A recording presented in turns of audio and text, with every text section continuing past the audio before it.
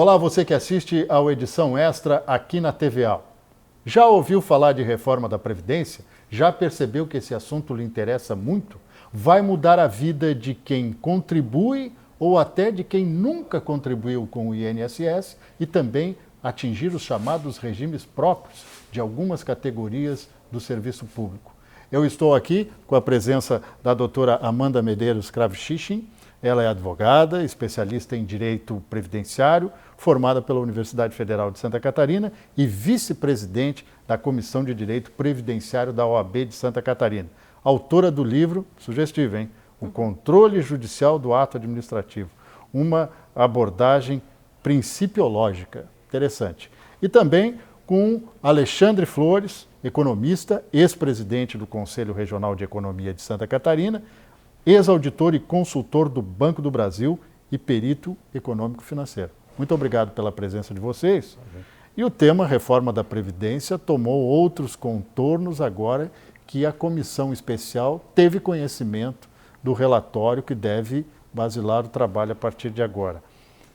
O que é mais difícil no Brasil? Corrigir o futuro daqui para frente com a reforma da Previdência, doutora, ou eliminar o passivo que vem com a história, que é muito grande, né? Com desequilíbrios de toda a ordem? Então, essa é a grande pergunta, né? Até hoje de manhã eles estavam discutindo na comissão especial e estão querendo tirar a capitalização, que seria um dos grandes... A poupança, né? Mas o que tem muito a ver com a pergunta que você me fez seria o custo de transição. Quem pagaria o custo de transição, né?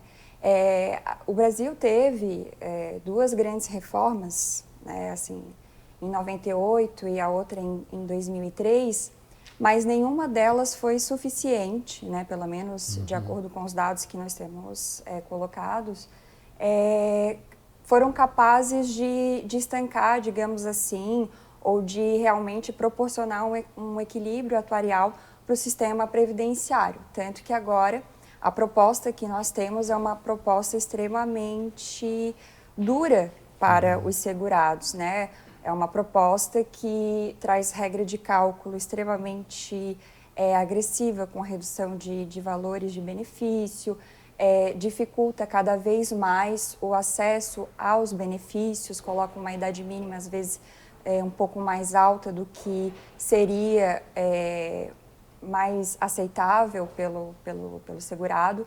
Então, acredito que sim, o nosso passado, ele foi bastante... A gente foi empurrando com a barriga, né? Acho que se a gente tivesse feito nas outras reformas, talvez uma colocação de regras um pouco mais, não agressiva, mas realmente baseada em cálculos atuariais, em estudos financeiros, e essa também é importante destacar, que até o momento não foi apresentado nenhum laudo... não tem impacto ainda apresentado. Atuarial, né? Então talvez a gente não tem como saber se essa reforma realmente vai ser ou não a solução para o sistema previdenciário. Para o economista, com rombos históricos, ninguém sobrevive a 250 bilhões, 50 bilhões ao ano só de déficit, né? Ninguém sobrevive. Imagina se fosse na economia doméstica, né, o indivíduo decretaria a própria falência, né, insolvência civil, né, está lá tipificado no Código. Mas eu lhe pergunto, esta observação que já foi feita por alguns, antes a Previdência era uma bola de neve descendo a montanha, né? Agora parece que a montanha caiu por cima da bola de neve. Isso é verdadeiro? Quer dizer, não tem saída sem a reforma da Previdência? Eu vejo que, concordo com o que a doutora falou aqui, a questão de que há alguns anos atrás as reformas, tentativas de reformas, que não foram reformas, mas foram reformas paliativas, né? Elas foram muito mais no caráter de fazer uma meia boca, vamos dizer assim, né? Nesse sentido, do que realmente botar o dedo na ferida, como parece estar um pouco mais aprofundado esse dedo agora. A bola de neve, trazendo por linguagem popular, quando a gente está com dificuldade financeira, a gente tem que cuidar o quê? Estancar as despesas, né? Primeiro, olhar onde é que estão as despesas, estancá-las, para depois começar a ver como fazer para ganhar mais dinheiro, para recuperar e voltar para uma vida normal, que é o que a gente sempre deseja. E ganhar é mais difícil do que parar de gastar, né? Isso, alguns não são tanto assim, né? Mas o certo seria isso, na minha visão. Então, a reforma, ela me parece estar de olho nisso aí, tentar estancar, né? E deixar de uma forma, pelas propostas que estão sendo apresentadas, ela ir de uma forma mais paulatina, né? Até chegar numa outra composição, com um novo formato que estão propondo, né? Que vai ser aprovado, se não o que é a proposta inicial, mas outras, uma proposta diferenciada, aonde no longo prazo a gente vai voltar a ter uma sustentabilidade. A expectativa é essa. Eu acredito que os cálculos que estão sendo feitos, embora não sejam apresentados especificamente, né? Eles estão com esse norte, né? De estancar e recuperar isso no longo prazo. Mas aí a gente já viu no primeiro momento do relatório que alguns pontos que o Palácio do Planalto não abria a mão no projeto foram alterados, inclusive retirando estados e municípios da questão da Previdência como um todo. Há também princípios básicos ali, elementares, como a doutora bem lembrou, que ainda não está definido o impacto financeiro. O governo fala em 1 bilhão e 200 milhões, né? O próprio presidente já admitiu 800 milhões de economia em 10 anos, que seriam, 800 bilhões. Né? O governo fala em 1 bilhão e 200 milhões, 1 trilhão e 200 bilhões. Então, estes pontos são absolutamente contornáveis ou nós vamos ter a prorrogação do problema com essa reforma que está em estudo, doutor? Eu acredito que é importante essa análise econômica que está sendo colocada. A gente vê muitos termos financeiros, o governo vai economizar tanto em 10 anos. Mas, no meu entendimento, eu acredito que está sendo também desconsiderado o lado social. Tudo bem, ele vai economizar 1 trilhão em 10 anos, reduzindo o benefício. Só que existe uma contrapartida, o benefício que o segurado recebe, ele volta para a economia. Né? Outro ponto também, que até o momento não foi discutido, é que com a redução dos benefícios e a obrigação dessas pessoas terem que continuar cada vez mais no mercado de trabalho, trabalhando durante mais tempo, para não sofrer com a redução do salário, isso também vai impactar no mercado de trabalho, porque se as pessoas não vão se aposentar, uma grande massa de pessoas que vão buscar trabalho, às vezes não vão encontrar esse trabalho, porque os postos já vão estar ocupados. Né? E o problema existe hoje, nós temos no mínimo 12 milhões de brasileiros procurando emprego, fora os desalentados que não procuram mais e foram para a informalidade. Então já tem um problema de captação de recursos para a Previdência Oficial, pelo menos, né? Para o INSS, que é o regime geral, né? Sem a questão colocada pela senhora, quer dizer, não vai ter, até porque o sistema é solidário, né? E esse nome parece que incomoda muito, né? Eu vejo que essa questão o aumento da expectativa de vida e também o aumento da idade para se aposentar que está sendo proposto, ele pode acarretar isso que a doutora falou, né, no sentido de faltar emprego, né? Mas, ao mesmo tempo, com a economia, e é isso que me parece ser a tentativa, a expectativa do governo, é que com cobrança menor, com essa economia que está sendo prevista de 1 trilhão ou de 800 bilhões que estão falando, né, ele vai conseguir gerar outras formas de produzir riqueza, geração de novos empregos, porque haverá mais investimentos. A hora que ele conseguir destinar parte desse dinheiro, que hoje é para pagar o pessoal, que é para pagar o funcionalismo, porque a máquina pública, de modo geral, está inchada, né? Então, ao pagar, não precisar pagar esse pessoal, ele vai estar gerando outras demandas, atendendo outras demandas, quer na saúde, na segurança, na infraestrutura, né? Que poderá direcionar esses recursos para lá e aí abrindo novos postos de trabalho. Né? Isso, eu acho que nesse ponto, essa é a expectativa que eles estão trabalhando. E é nesse convencimento que eles estão me parece, trabalhando a sociedade, né? E a expectativa dos empresários, dos investidores, é justamente criar essa confiança de que o país está tomando medidas para ser mais eficiente, né? E não pagar só impostos, porque a renda é o tributo, é os impostos. Essa está estacionada ou até caindo, né? Uhum. Então, eles vão ter que achar uma forma de economizar aquela bola de neve que falamos antes, né? Tem que estancar, né? E aí começar a trabalhar nisso.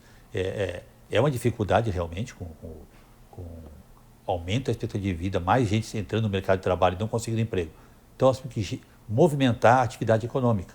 E esses recursos, me parece, serão ter o destino de movimentar a economia do país. Como ela é solidária, quer dizer, a gente parte do princípio que quem está na ativa, quem está em atividade, paga para aqueles que estão aposentados. Porque muita gente diz assim, que faz a lógica ao inverso, né? Boa, eu trabalhei a vida inteira para pagar a minha aposentadoria. Não, ele pagou a aposentadoria dos outros, né? Que já estavam. Quer dizer, sempre alguém vai pagar. E com essa redução da relação trabalho, né?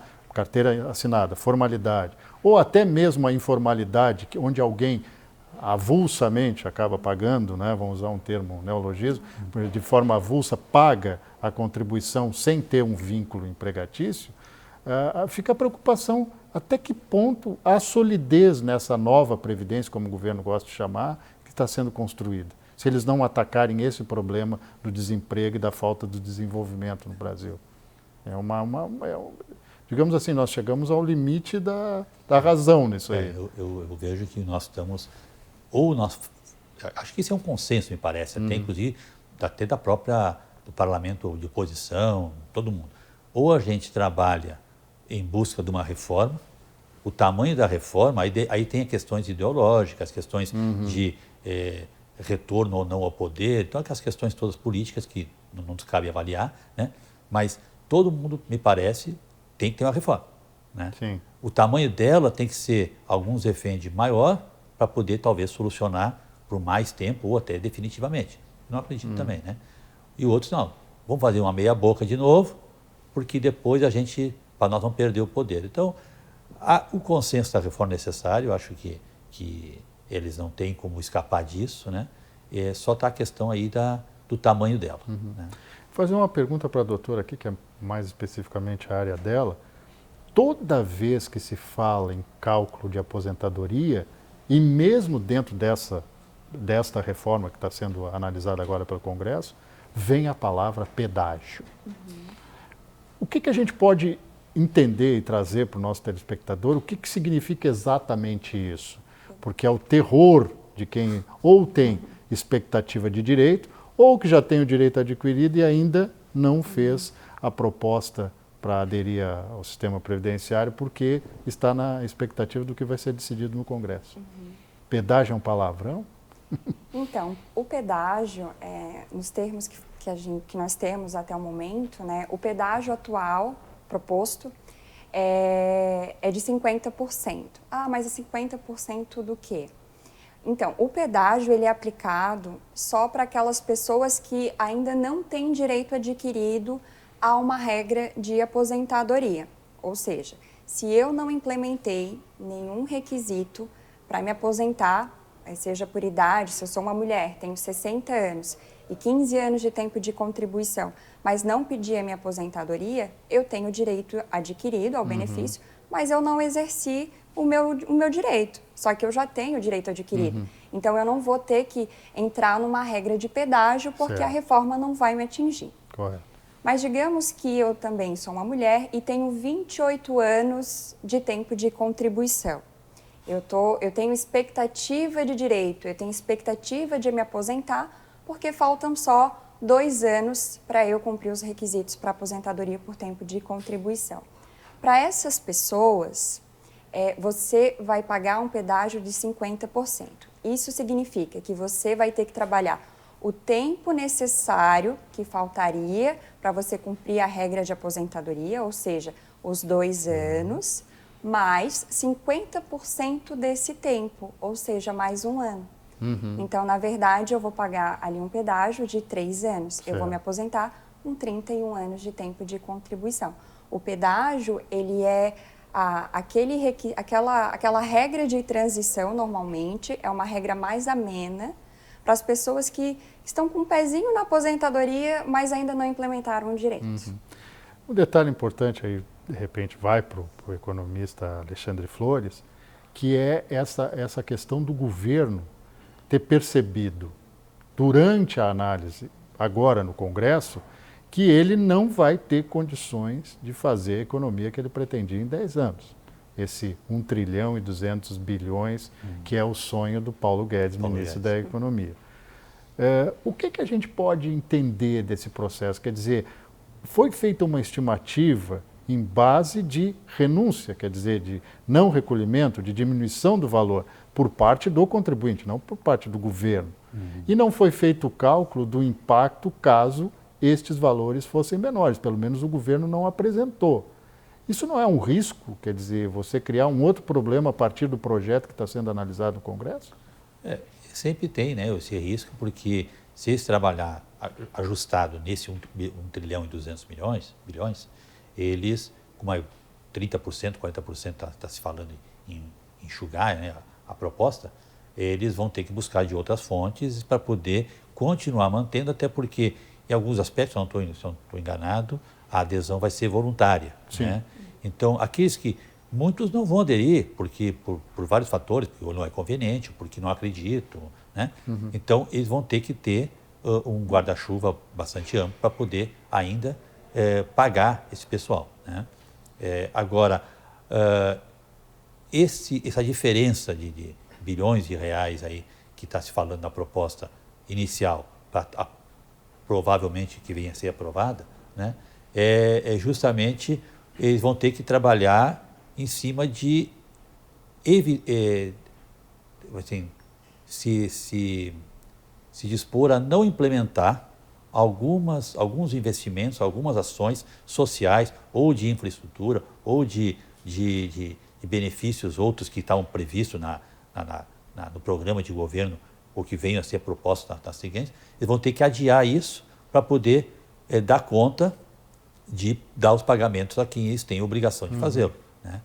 Eu acredito que esse 1 trilhão e 200 bilhões seja um valor, até porque ouvindo algumas reportagens, eles falam o seguinte, não, a gente bota um pouco a mais porque a gente sabe que vai ser tirado. Então ele fala 1.300, mas se for 900, está bom para ele. Né? O presidente falou em 800 bilhões. Né? E eu ouvi um comentário agora há poucos dias, um artigo, eu estava lendo essa semana, onde a pessoa diz o seguinte, que ao economizar 900, vai ter um efeito multiplicador ali e tal, que vai entrar um pouco mais. Então, em pouco tempo, esse 900 ou 800 vai virar 1 trilhão, né? Pelo efeito de que, não tendo essas despesas, vai ter um acumulado, mais ou menos uma poupança inversa, eu diria assim, né? Que vai invertendo. Né? Bom, a gente tem a presidente da Comissão de Trabalho, Administração e Serviço Público da Assembleia, a deputada Paula da Silva, Paulinha, do PDT. Ela tem uma posição muito clara sobre essa questão de reforma da Previdência, mas ela cita uma questão que é também crasso nessa questão que está sendo discutida no Congresso, que é aquelas categorias que são, né, aquelas categorias que não podem, na opinião dela, abrir mão da aposentadoria especial. Vamos ver o que a deputada diz sobre esse assunto. Todas as reformas de base são fundamentais para o Estado, para o desenvolvimento, para a estruturação do Estado. Agora, o que precisa se discutir é a forma e quais são as construções que a reforma vai trazer para o povo brasileiro. Eu penso que nós temos outras medidas que também têm que ser tomadas, como a reforma tributária, a própria reforma política, a reforma fiscal, enfim, a reforma do modelo estatal. Hoje, o Estado compra mais caro tudo o que você pode imaginar, por conta de uma falta de visão até mesmo e de reforma da Lei 866, da Lei de Licitações. Então, a gente tem uma série de medidas que precisam ser tomadas, providas, que vão melhorar o resultado para as pessoas. A reforma da Previdência é um passo que precisa ser dado. Isso não se discute. Mas eu, francamente, assim, discordo de muito do que está pautado e da forma como chega. Te dou um exemplo, para não me alongar. Santa Catarina tem a produção de mineração no sul do estado. Um mineiro ele tem uma vida útil laboral muito menor porque é uma atividade que causa muitos danos à saúde e ele não pode se sujeitar ao mesmo período para buscar a sua aposentadoria. E, infelizmente, essa visão não foi trazida na reforma. Nós conseguimos, com a mobilização dos parlamentares federais do Estado e a contribuição, evidentemente, de muitos outros, trazer essa emenda, que a gente espera que seja aprovada. Então, tem algumas questões que eu acho que a reforma, infelizmente, não foi justa. Na questão também dos agricultores familiares, ele começa a trabalhar, o agricultor familiar, eu vou te dizer, quem conhece essa rotina, ele começa a trabalhar criança. Com 10 anos de idade, ele está na horta ajudando o pai e a mãe. Então, é necessário que essa pessoa tenha um acolhimento previdenciário, né? Existem outros pontos do projeto que está em tramitação que a senhora considera que sejam importantes passarem por alterações em relação a aposentadorias, por exemplo, de servidores? Não há dúvida. A reforma ela traz vários pontos que eu acho que precisam de reflexão, mas a gente tem procurado deixar as nossas sugestões por intermédio dos parlamentares federais, até porque não nos infere competência, né? Não dá para a gente fazer a gestão. O que mais me assusta, de certa forma, é a falta de clareza, de conhecimento da população em relação a essa reforma que chega. Eu vou te dizer, não dá para dizer que a gente não precisa da reforma da Previdência. É uma questão de lógica, porque a nossa perspectiva de vida aumentou. A gente não pode passar mais tempo recebendo a aposentadoria do que trabalhando, né? Isso é lógico, mas esse regramento ele não pode privilegiar algumas categorias e deixar outras na situação mais dura e mais penosa, e justamente aqueles que têm menor rendimento, né? Então, a gente tem que adequar algumas coisas aí, mas eu confio que os nossos representantes federais vão ter a habilidade devida para fazer esses ajustes finais. O que é fato é que o país hoje espera um resultado de crescimento. Todos nós, de alguma maneira, imaginávamos, os que votaram e os que não votaram. Bom, virou o ciclo, vai ter um novo presidente, o Bolsonaro, a economia vai começar a reagir. Isso não está acontecendo. Nós temos queda na estruturação econômica do país em todas as frentes. E aí hoje se atribui isso à reforma. Mas eu digo que é muito mais pela confusão política que a discussão da reforma tem gerado do que ela própria. Acho que Santa Catarina tem um papel muito privilegiado nesse cenário, porque tem uma situação econômica que nos favorece. Mas isso não vai se perdurar se as questões nacionais não forem equacionadas. Essa questão é importante. Quais as categorias que, na opinião do Congresso e do governo federal, podem ser atingidas pelas novas medidas, que nós vamos abrir esse assunto com os nossos convidados de hoje, mas também tratar de outros pontos. De onde o governo federal vai tirar recursos se alguns pontos da reforma proposta no Congresso foram ignorados pelos deputados federais e que podem ser votados, inclusive, no Senado. Daqui a pouco a gente volta para falar desses assuntos.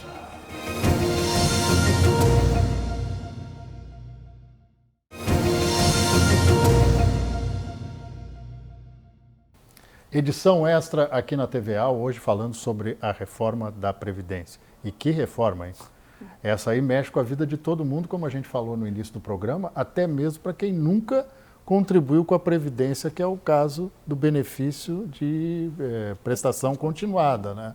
O BPC, que aliás deu o que falar. A gente aprendeu a sigla BPC a partir da reforma da Previdência. Doutora, como é que funciona o BPC, né? Porque as pessoas até sabem de alguns casos na rua, no bairro, na cidade, mas é algo que cobre uma questão social do governo, não exatamente previdenciária. Sim. O benefício de prestação continuada, ele é respaldado pela Lei Orgânica da Assistência Social. Ele é um benefício assistencial, ele não é um benefício previdenciário, ou seja, você não precisa ter contribuído para receber esse benefício. É um salário mínimo, né? É o valor de um salário mínimo, não tem 13º.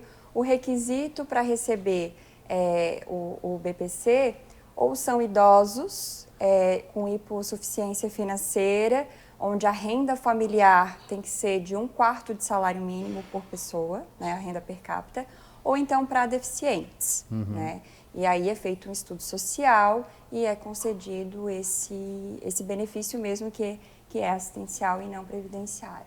Esse é um dos pontos que a gente deveria abordar com muito mais profundidade, porque no Brasil a previdência social ela ainda tem uma outra distorção, né? Que ela é a mesma fonte da seguridade social, né? Que são outras coisas. Dá para esclarecer para as pessoas, porque esses dias eu falei seguridade social, o que é isso? O que é isso, né? A seguridade social ela é composta por 3 pilares: a saúde, a assistência e a previdência. E quando a gente fala em déficit da previdência, cai tudo no mesmo bolo. Então, a gente não consegue observar só realmente os recursos que diz respeito à previdência. Né? A gente está falando aqui de auxílio, até auxílio-desemprego, né? O seguro-desemprego, a gente está falando de auxílio-morte, né? Funerário, pensões, a gente não está falando só de previdência em si, né? Dá para contornar esse problema num país onde a fonte que arrecada para a previdência é invariavelmente a mesma fonte que arrecada para esses outros pontos?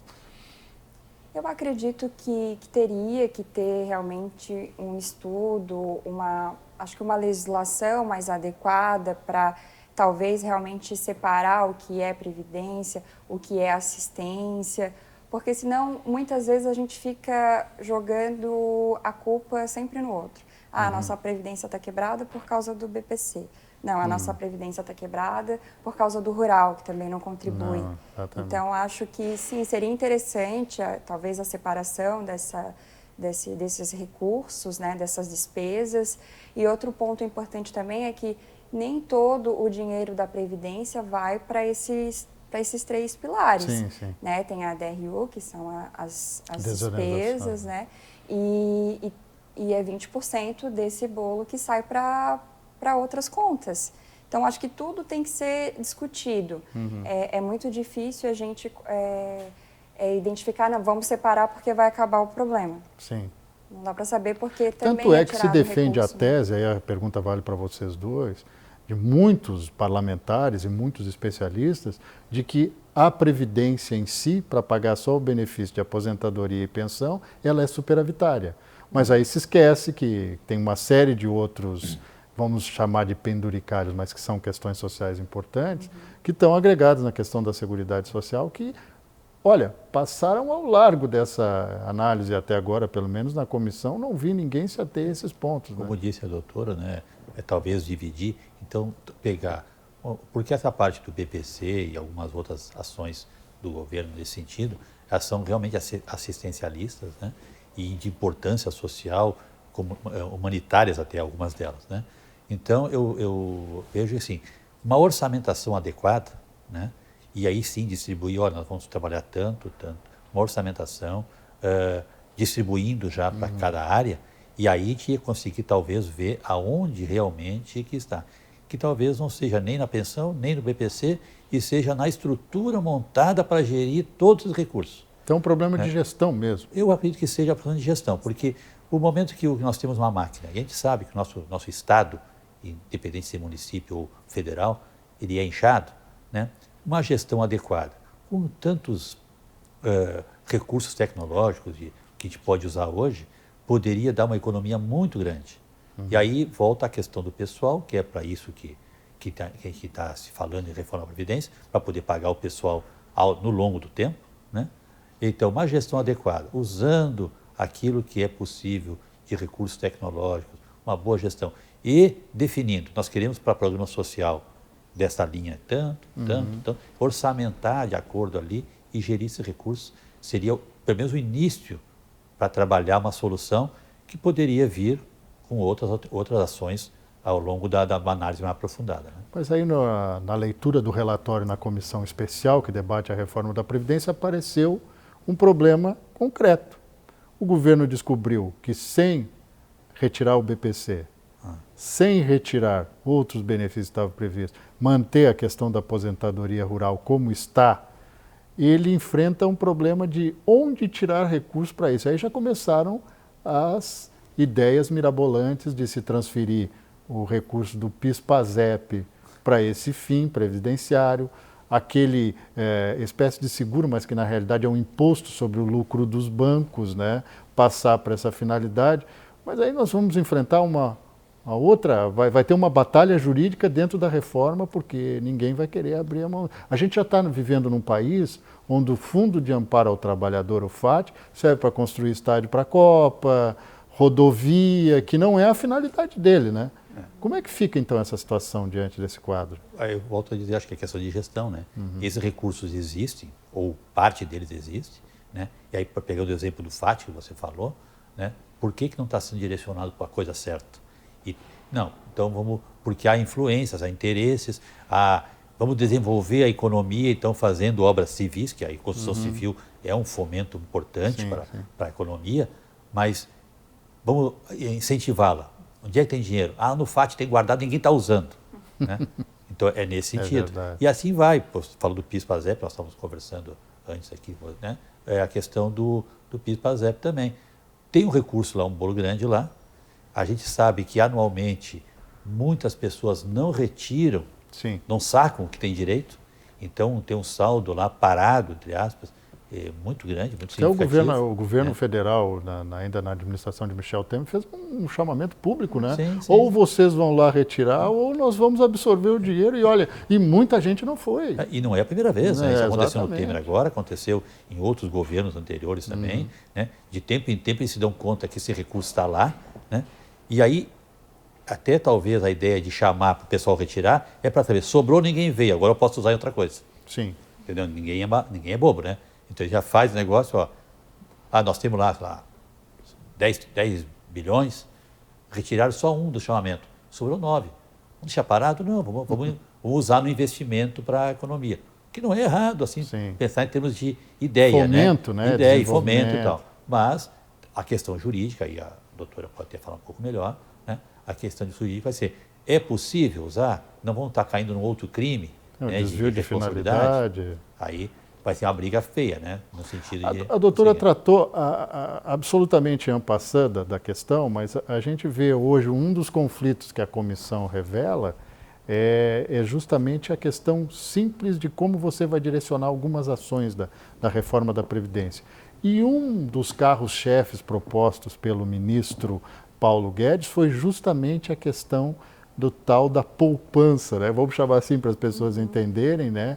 Que era esse fundo onde você faria, na realidade, uma previdência complementar, pessoal, aderindo voluntariamente, para compensar a perda que você teria quando recebesse o benefício.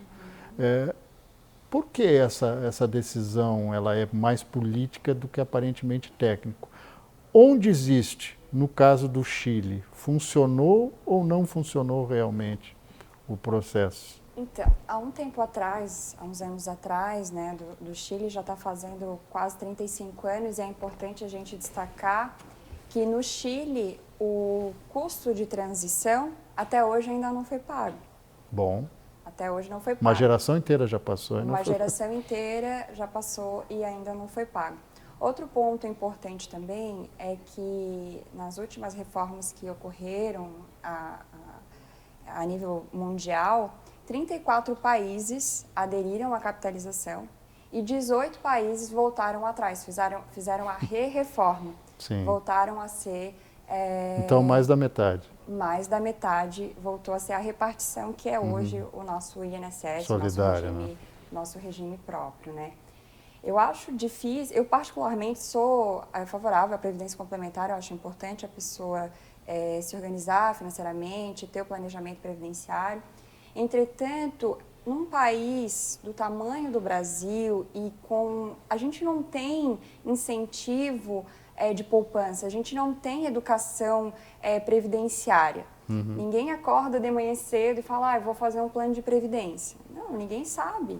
E outra coisa também que eu acho que o brasileiro também tem medo é que assim, o governo está com um fundo que, se tiver capitalização, cada vez mais vai ser deficitário, que seria o INSS.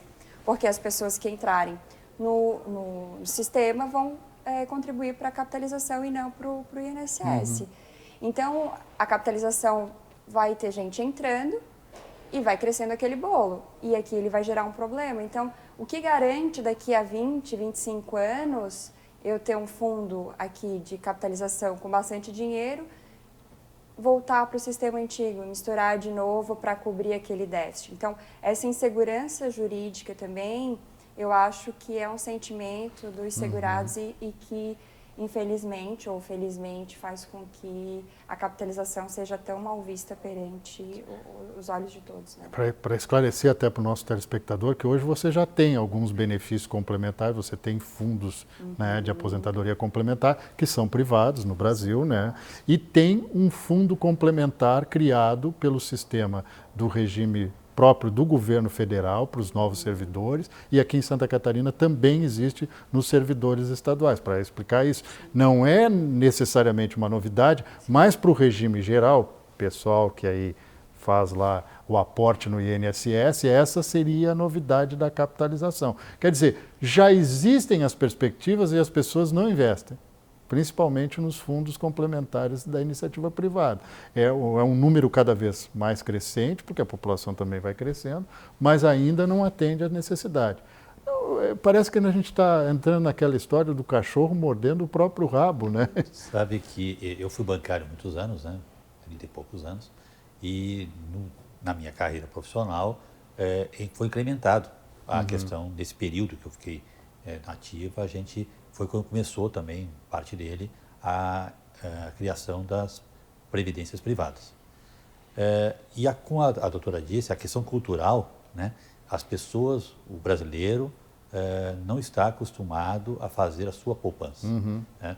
Tanto vê que a gente tem volume expressivo de valores, mas não são. A baixa renda, às vezes, não consegue, porque não tem nem que poupar. Né? Sim. Né? Aí tu vai pedir para esse cara guardar um pouquinho de dinheiro num fundo privado, num fundo, uma capitalização, num fundo criado para isso, vai ficar complicado. Outro tira na fonte, se tu der, não vai voltar. Se tu der para ele ir lá no dia seguinte, no banco lá, ou onde for, fazer o depósito, o pagamento dessa poupança, criar essa poupança, ele não vai fazer, porque há necessidades. Além das básicas, né? Casa própria. Sim. Qualquer um que tu vê, quando tu vê esses programas de televisão, que diz assim, o que você vai fazer com o dinheiro? Não, estão sorteando lá, não sei o quê. O que vai fazer? Vou comprar casa própria. Claro. Vou pagar umas dívidazinhas. Então, esse cara que está pagando dívida, não tem a casa própria, vai fazer uma poupança? Não vai fazer. Essa é a parte, é o grande desafio que eu diria que o governo vai ter, e pode ser o problema do insucesso em formar a capitalização. Eu sou a favor disso. Mas quando eu criei meu compromisso de poupar, eu já tinha feito a minha casa própria, já tinha meu carro, já tinha feito minhas viagens, agora eu vou poupar. Então, eu trabalhei assim, mas isso não é cultural, não existe isso. Né? Sim, quando você investiu, que é o grande problema do governo, ter dinheiro para investimento, né? Quando você investiu, você criou reprimiu uma demanda, você atendeu uma demanda e depois você pensou no futuro. Né? Exatamente. Você, quando estava investindo, já estava pensando no futuro. Mas como a gente tem um problema sério de planejamento nesse país e não está restrito ao governo, né, aos governos, né, principalmente à população, a gente observa que o problema é cultural mesmo. E às vezes não tem dinheiro, né? Não tem. O cara de salário mínimo vai conseguir guardar R$10 para eles, às vezes, é o ônibus não tem serviço. Ideia do que foi convencer 2 filhos a fazer. Agora, com a reforma da Previdência, eles antenaram, mas já estão fazendo há algum tempo. Mas foi difícil, foi difícil convencer. Mas o processo que eu gostaria de levar para o próximo bloco é justamente onde é o gargalo dessa reforma. Onde está esse gargalo da reforma da Previdência hoje? Né? Nós já falamos aqui de construção, de investimento. A gente sabe que é um processo solidário, todo mundo investe para a aposentadoria de quem já está aposentado e não necessariamente a sua, que é essa distorção. As pessoas estão percebendo isso agora, né? Como ele é solidário. Onde vai ser o gargalo desta reforma da Previdência em discussão no Congresso Nacional? Se é que a gente pode estabelecer isso. A gente volta já aqui no Edição Extra.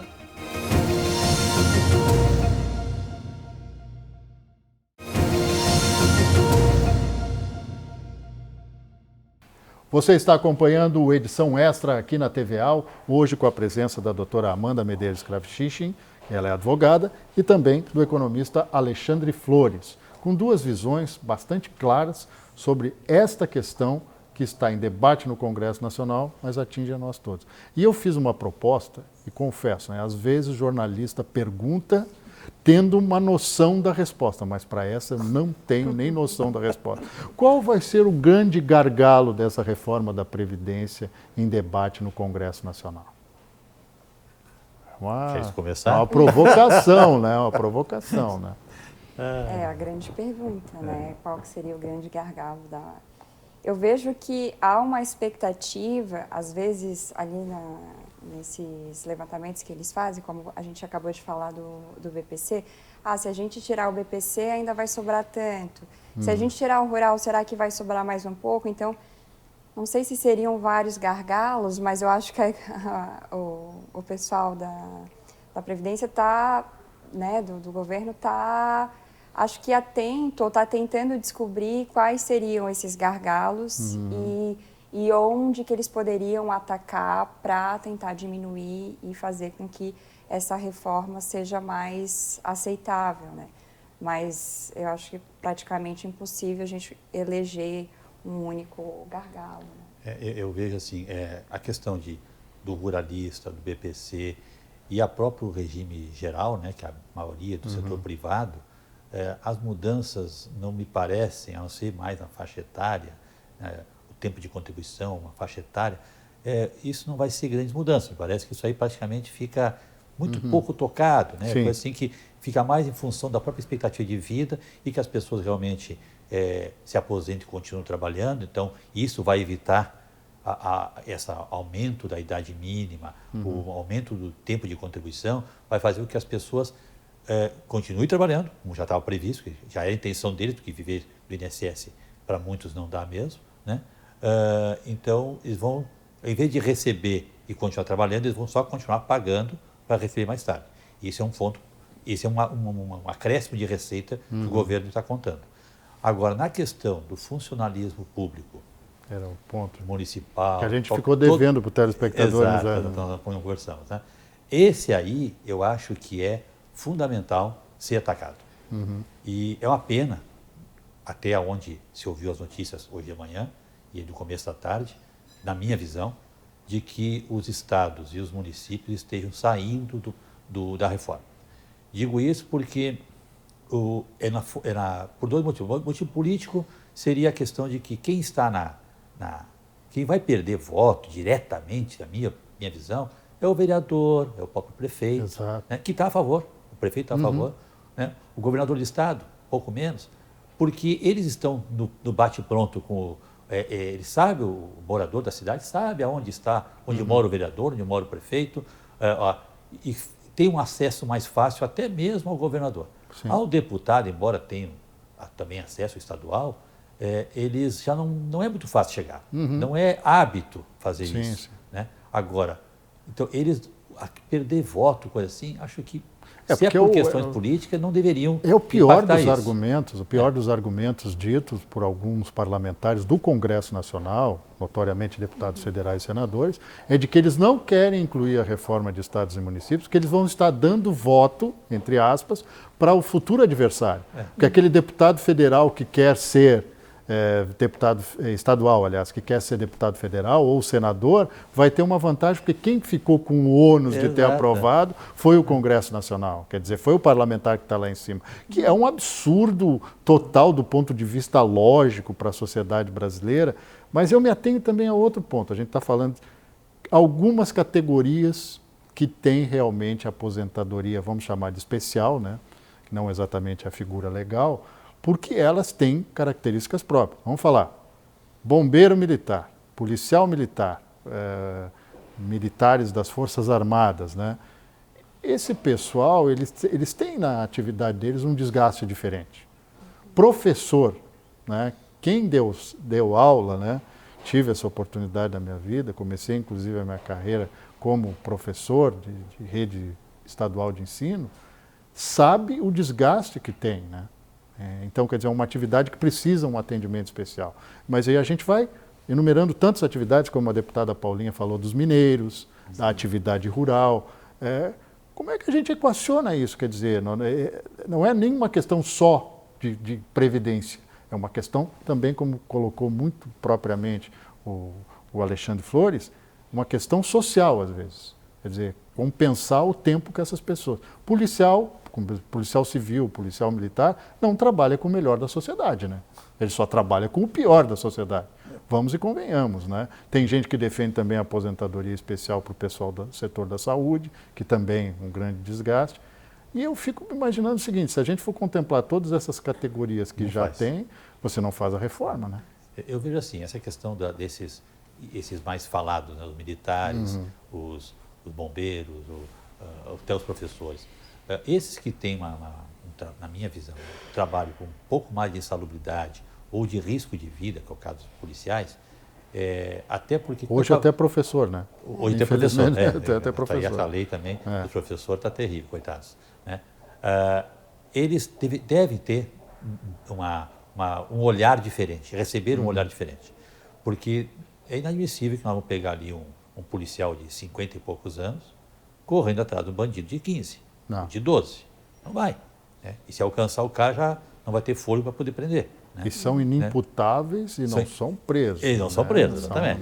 Então, eu acho que, não só por uma questão assim tão criminal, mas assim, uma questão de justiça, porque eles não são policiais 8 ou 10 horas por dia. Eles são policiais 24 horas por dia. No caso dos professores, pode ser que não seja os 24 horas, mas o professor estende muito a sua jornada de trabalho, fazendo preparação, lendo, se preparando, né, para isso. Como vários profissionais, o advogado faz isso, o economista faz isso, só que ele trabalha lá com a sua jornada de trabalho e tal. O professor ele tem uma demanda certa e tem que ter. Então, tem que ter um olhar diferente. Se vai ser o mesmo critério para habilitar para professor, isso acho que tem que ser discutido. Talvez seja devido ou não, depende do olhar que dá. Mas um olhar diferente para essas categorias eu vejo que é importante. Tá? E só para completar aquela questão do município e estados, a questão é a seguinte, os estados e os municípios estão com dificuldades, tá? E eles não vão conseguir fazer os investimentos na porta da casa do trabalhador, da comunidade, se ele não tiver uma reforma. Né? Eles estão pedindo isso. Eu acho que é um dever do deputado, da Câmara e do Senado, olhar, por exemplo, os caras estão pedindo isso, não é imputar para A ou para B, é imputar eles têm o poder de ajudar na solução. Levem isso de outra forma. Nós estamos ajudando o Estado e o município a solucionar seus problemas. Eu acho que se inverter a ordem, não ficar pensando apenas no seu cargo, na sua campanha de reeleição, a maioria pensa nisso, e pensar, inverter a coisa, sabe? Usar para benefício próprio. Nós estamos salvando a tua cidade, nós estamos salvando o teu Estado.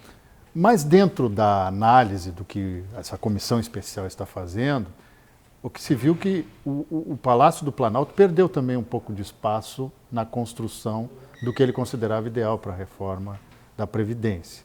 Ele fala muito em valores, mas a compensação que a gente já tratou aqui é um outro fator interessante para o governo federal. Vocês acreditam que se essa questão, o governador João Dória Júnior garante, de São Paulo, ele que é do PSDB, garante que é só uma questão para desviar um pouco do assunto, não incluir estados e municípios na reforma, na discussão no Congresso. Mas haverá também uma discussão nas assembleias, uma discussão nos municípios. Santa Catarina, em termos de governo do estado, já fez metade do serviço em 2015, aprovou uma reforma, aumentou a alíquota dos servidores, criou um fundo, né, compensaria, né, esse fundo complementar para os servidores que a partir de lá acessaram ao serviço público. Fazer reformas como esta demora mais tempo para obter o resultado ou demora mais tempo para construir a proposta exatamente? Porque a gente está vendo que a proposta está demorando para sair do forno, né? A proposta de 2003 levou 3 anos para ser aprovada. Desde o início, quando começou os primeiros rumores e o primeiro texto, dali para frente levou 3 anos. Eu acredito que o retorno para ver realmente o impacto positivo na economia, eu acho que é mais a médio e longo prazo, assim. Claro que no início aquele otimismo que gera aquela confiança né, que como o doutor comentou antes, dos investidores, né, começarem a criar mais postos de emprego, a investir mais na economia do país. No primeiro momento tem uma retomada positiva, mas eu acredito que esses impactos é mais a médio e a longo prazo.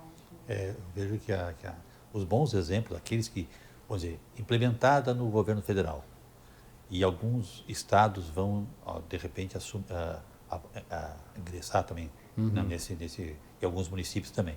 Os bons exemplos, né, e com um aquecimento na economia, que é o que é esperado, poderá atrair outros municípios a fazerem isso, porque se o município A fez e o B não fez, e o A está quebrando, está difícil de pagar as contas, e o A está sobrando para investimento, eles vão começar opa, peraí, mas se lá está fazendo, por quê? De está tirando esse dinheiro? De está sobrando? Né?